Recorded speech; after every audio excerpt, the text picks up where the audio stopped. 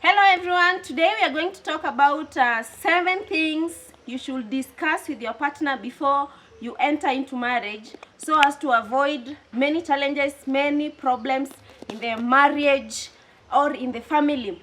So my husband is going to list them as he expounds them, and then I'll do some addition in some of them.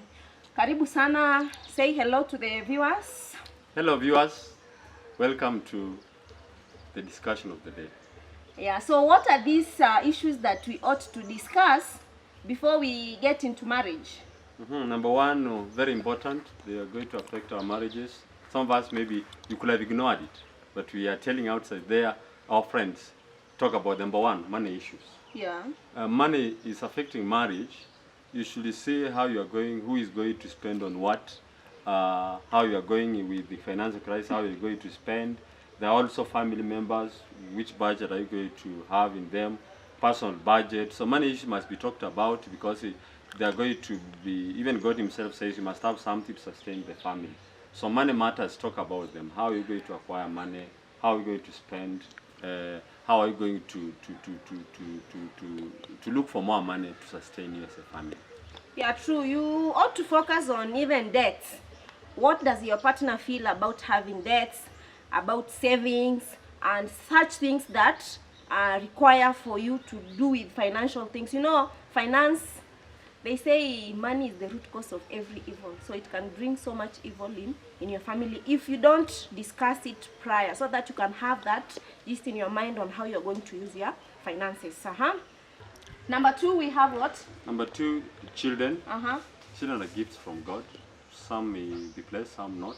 But you have to discuss about it. In Psalms 127 verse 3, they are gifts. You need to discuss how you get to handle this gift. When do you want to have your firstborn after marriage? Number of children after marriage. The spacing, unexpected pregnancies, how are you going to handle them? And then how would you discipline these children? You must agree. Which school are you going to take these children? Private, public school, church maintained school? You must agree how you bring up these children. So children is very important because sometimes the challenges may come in marriage, you didn't discuss about it, and then you change the ideas. So you must have the ideal number of children you need to have, spacing, and when do you wish to have your first one. Yeah, we should also know that marriage is complete with or without children. So you can also discuss in your family not having kids. And also you can also discuss the issue of not conceiving. You are not able to conceive. You plan that you'll have children, but you are not able to conceive. You should also discuss about that. What will you do? Will you adopt? How will you deal with that issue? Number 3. Number 3, expectation. We have different expectation when you get married. What do you expect? What are the roles of men? Society expectation. What's your expectation? Who will be doing ABCD? When your partner is ill, who will take care of that partner? So in the summer, there's so much of expectation. The kind of the family you are dreaming of, what's expected of my man, what's expected of my woman. So you need to discuss them because this will be the foundation, will build your marriage. So there are much expectation on what you expect of one another. So you discuss on how to handle issues, illness, etc.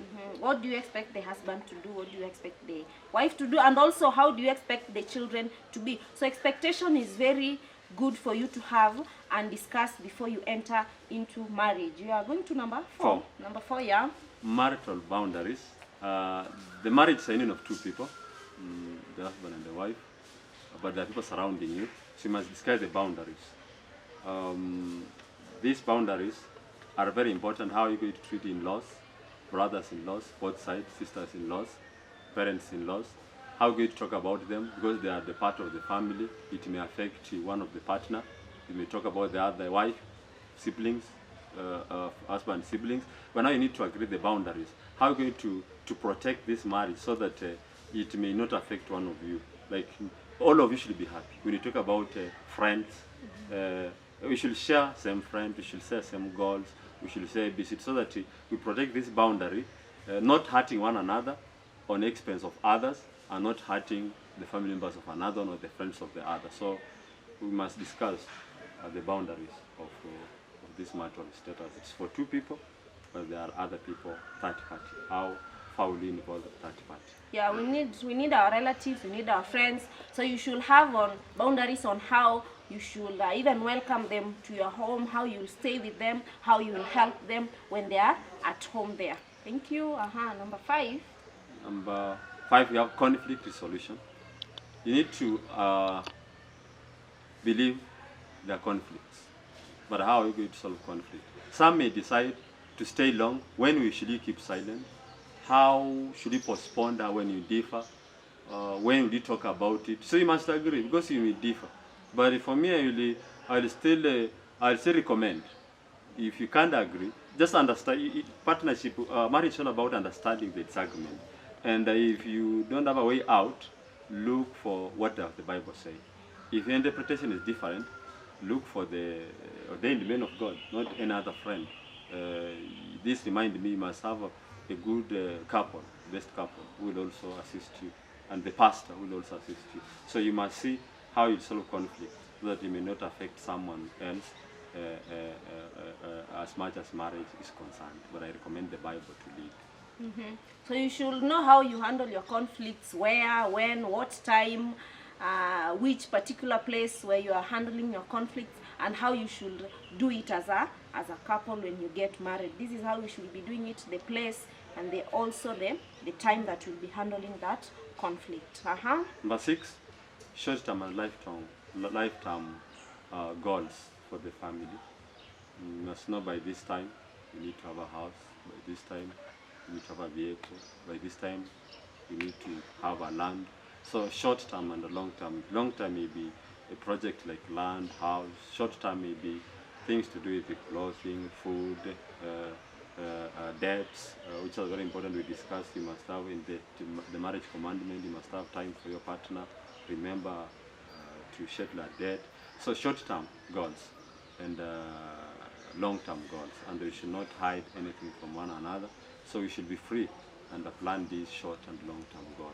The two of you. So you should have goals, short ones and long-term goals that will help you in developing yourself and your family. Since when you get married, you should start planning the goals that you will have. Make sure you sit back and reflect. Have we achieved what we wanted? What can we do? How can we improve? etc. And it's very important that I still can't go to the last one.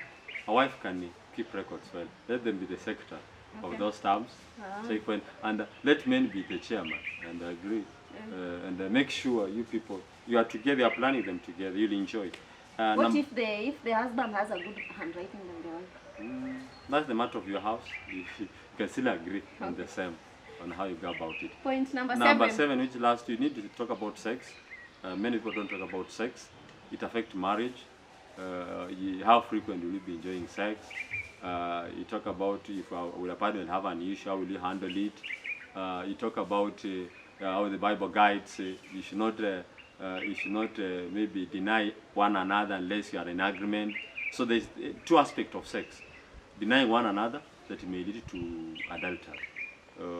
How do you talk to the opposite sex? Is the partner okay about it? So the matter of sex, Hebrews 13:4 is clear. Marriage is holy, and the bed should not be defiled. So this matter, you have to discuss it. How frequent, when you'll be doing it. Not like a routine, but it's a gift from God.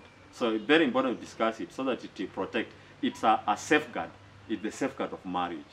And if it's not dealt with it carefully, it may lead to adultery, and it may lead to the enemy of marriage, which is divorce. So sex must be discussed. Don't just plan about your wedding. Don't just plan about how you invest. Plan about sex, and the first point, money. It's affecting majority of the couples. And without forgetting all these points, they are combined in communication. So there'll be nothing you'll be able to come up, discuss all of them, those sex, unless your communication is clear.